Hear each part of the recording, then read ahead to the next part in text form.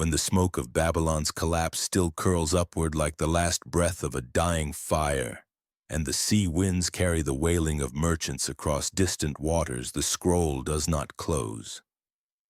Yahweh does not leave the world in ruin. The fall of the harlot city is only the clearing of ground, the sweeping away of debris before a new mountain rises. The world holds its breath, the plains lie silent, the gates of the nations stand open with no ruler to steady them, and into that silence the heavens themselves begin to tremble. John lifts his eyes, and the sky is not a symbol. It opens. It tears like a tent flap pulled aside by a mighty hand. Through that opening comes a white horse, hooves striking with the firmness of judgment, breath steaming like a forge, and upon it rides the one whose name is faithful and true, the warrior King Yahweh promised on every prophetic ridge from Moses to Zechariah. His eyes burn like fire, not the flame of an idea, but the flame that tests metal, reveals impurities, and consumes all that is twisted. Many crowns rest upon his head, each a concrete sign of dominion seized from the fallen rulers of earth. His robe is dipped in blood, the stain of battle where he treads the winepress alone, crushing rebellion under his feet as grapes are crushed at harvest. His name is the word of Yahweh, the living decree, the embodied command. The sword that once called worlds into being and now cuts through the armies of the last empire like a blade through dry stalks. Behind him ride the armies of heaven, not shadows or mist, but set apart ones clothed in fine linen, white and clean, riding with formation and purpose, following their king whose judgments weigh straight and true. From his mouth extends a sharp sword, a decree that shatters, a command that breaks nations the way an iron rod crushes a clay vessel. He shepherds the earth with that rod, striking down the gathered armies of Babylon with a single breath of authority. The beast stands in defiance, drawing the kings of the earth into one final line of war. The false prophet stands beside him, the one who called fire from the sky, who carved the image, who branded the hands and foreheads of those who bent to Babylon's yoke. Together they marshal their forces on open ground, banners raised, shields lifted, the dust of marching feet rising like smoke. But the battle they expect never comes.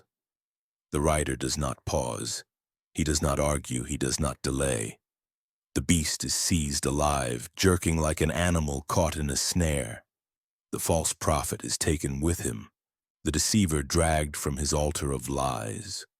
Both are hurled into the lake of fire, the place prepared for final judgment, where rebellion finds no escape and no future. Their armies fall by the sword from the rider's mouth, bodies strewn across the field like chaff after threshing. Birds gather at Yahweh's command to clear the battlefield, just as Ezekiel once saw over the mountains of Israel when Yahweh struck down Gog and his hordes. But the scroll does not end with fallen kings. John sees an angel descending from heaven, carrying not a concept but a key in one hand and a great chain in the other. The tools of confinement as real as the gates of a fortress. The angel seizes the dragon, the old serpent, the deceiver of nations, the whisperer who twisted the first boundary stone in Eden. The chain snaps shut around him. The angel drags him to the abyss, casts him down, and locks the gate, sealing it so that he cannot stir the nations or corrupt the paths of the earth for 1,000 years.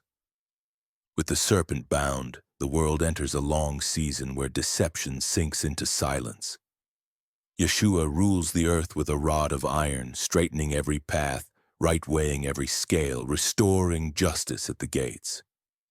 Thrones are set for those who were beheaded for refusing Babylon's mark, those who would not bend their bodies or lift their voices before the image. They rise and reign with him the first resurrection, the lifting of faithful witnesses into honor after suffering. 1,000 years pass like a long Sabbath over the earth. Then the gate of the abyss opens, the chain loosens, the serpent emerges for a short season, not to triumph but to reveal the hidden corners of human allegiance. He moves across the breadth of the earth, stirring nations like sand driven by strong wind. Multitudes gather surrounding the beloved city, thinking numbers can crush the mountain Yahweh has chosen. But before a single sword is raised, fire falls from heaven. Swift, consuming, final. Like the flame that devoured Elijah's sacrifice, like the fire that consumed Sodom, like the furnace that melted the high places in the days of the kings. The armies vanish, the rebellion ends in an instant. The serpent is seized again, not for imprisonment but for final judgment. He is thrown into the lake of fire, joining the beast and the false prophet where their rebellion burns without pause. The world stands still. Babylon is gone. The beast has fallen. The false prophet is no more. The serpent is bound and judged. The nations have no deceiver. The earth has no empire. The harlot city has no lamp, no merchant, no gate, no throne. All that remains is cleared ground. Soil ready for new planting, sky ready for new light, the world steadied for the opening of the books. Part 6 ends with the battlefield silent, the furnace of rebellion quenched, and the way prepared for the judge to sit and the dead to rise. The crooked paths have been straightened. The old city has fallen. The mountain of Yahweh awaits its glory.